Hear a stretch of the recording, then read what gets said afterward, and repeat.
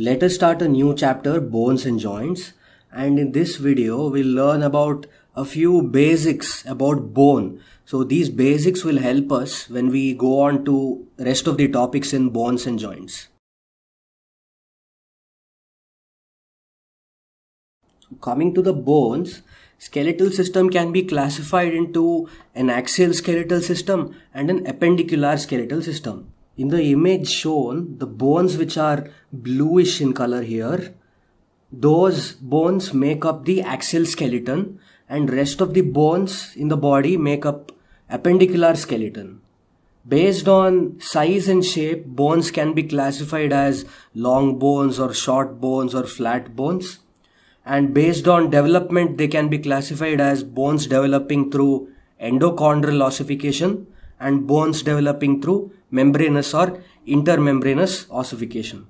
The classification that is very important for pathology of bones include one classification which is into epiphysis, diaphysis and metaphysis, and second classification which includes cortical and cancellous parts of bone.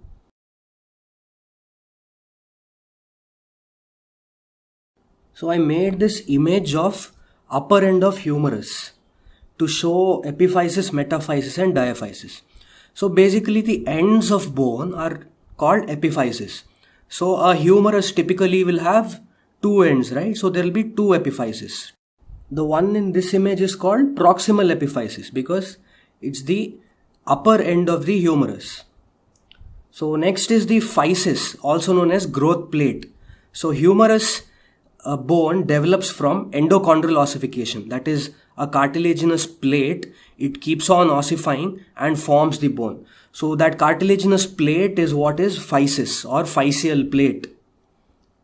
Next part of the bone is called metaphysis. So M for mid, M for metaphysis. So metaphysis is defined as the portion of the bone that lies between epiphysis and diaphysis. The third part of the bone is the shaft. So the other name for shaft of bone is diaphysis. So three parts are there: epiphysis, metaphysis and diaphysis.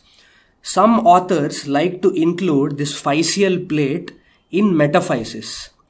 In some articles you may find that the other name for physis, it can be called as epiphyseal plate also. So growth plate can also be called epiphyseal plate.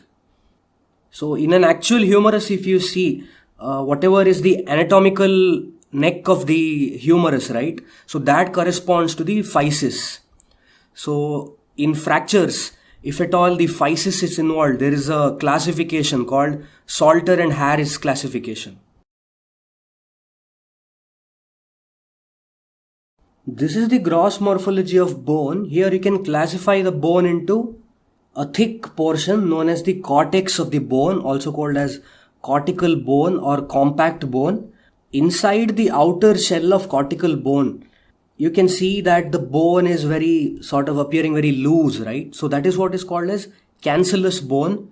The other names for cancellous bone would be spongy bone and trabecular bone. When I had taken hematology classes, I told you about some of the RBC precursors, WBC, that is granulocytic precursors, right? So those precursors lie within the empty areas in the cancellous bone.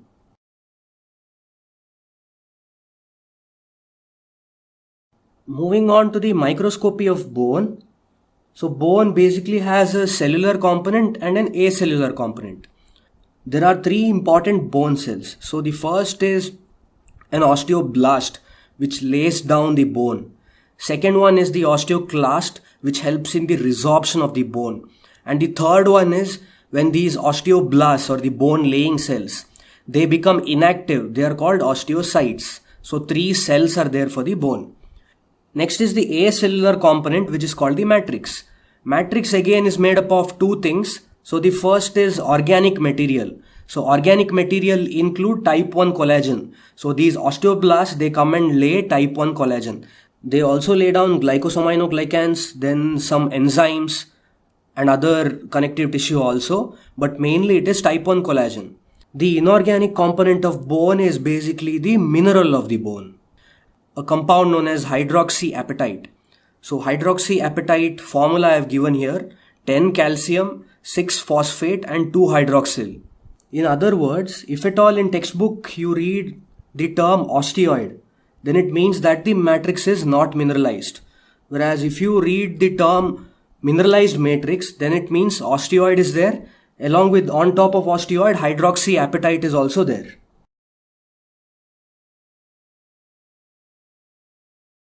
Let us now look into the microscopic appearance of each of these components.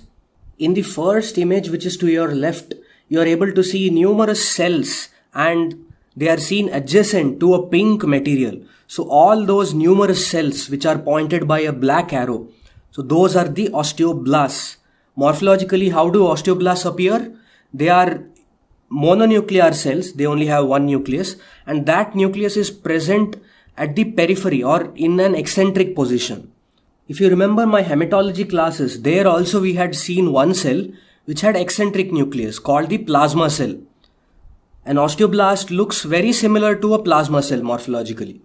And the function of these osteoblasts is to lay down collagen type 1 as well as glycosaminoglycans, which eventually get mineralized, right?